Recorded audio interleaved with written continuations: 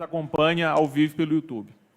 Inicialmente, é importante fazer uns esclarecimentos acerca do que gerou, a princípio, toda essa celeuma. Lembramos muito bem das eleições de 2021. O que aconteceu ao final das eleições de 2021 e que eu nem mesmo, que à época era candidato, esperava. Saiu-se o resultado das urnas por subseção. Por que que eu não esperava? Porque numa eleição online, a votação em tese é única, a urna é uma só, uma urna online. É importante esse esclarecimento. Contudo, não era em 2021 apenas uma eleição. Existia a eleição a nível disseccional e as eleições a nível de subseção. Como foi obtido o resultado? E eu até confesso que tive uma certa dificuldade de compreender, mas depois que a gente compreende, fica muito claro.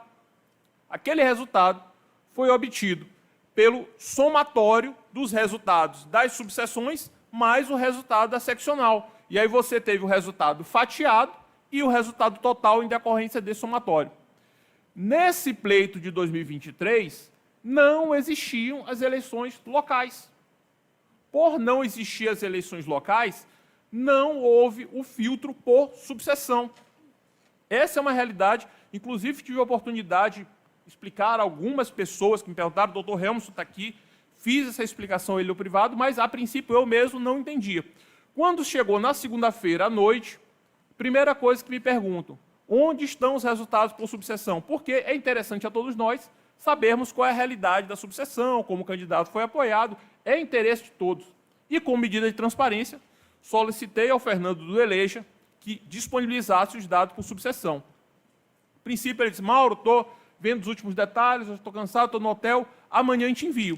Só que ele não tinha compreendido o que, de fato, a gente queria, porque, lembrando, quem participou da eleição anterior foi o WebVoto, não foi o Eleja. Era uma outra empresa que trabalha de outra maneira. Enfim, no dia seguinte, cadê as informações? Estava sendo cobrado. Até uma medida de necessária transparência. Aí que ele foi entender o que, de fato, eu queria. Aí ele disse, olha, eu preciso ver com o meu jurídico, saber se é possível dar essa informação, sem quebrar o sigilo do voto. E, se necessário for, precisarei de um prazo de 24 a 48 horas para apresentar essa resposta. Qual é o problema aí? Os votos estão fechados, rígidos, num arquivo de votação com toda a criptografia necessária. Em tese, tecnicamente, é possível você obter o resultado, mas você teria que quebrar o sigilo do voto.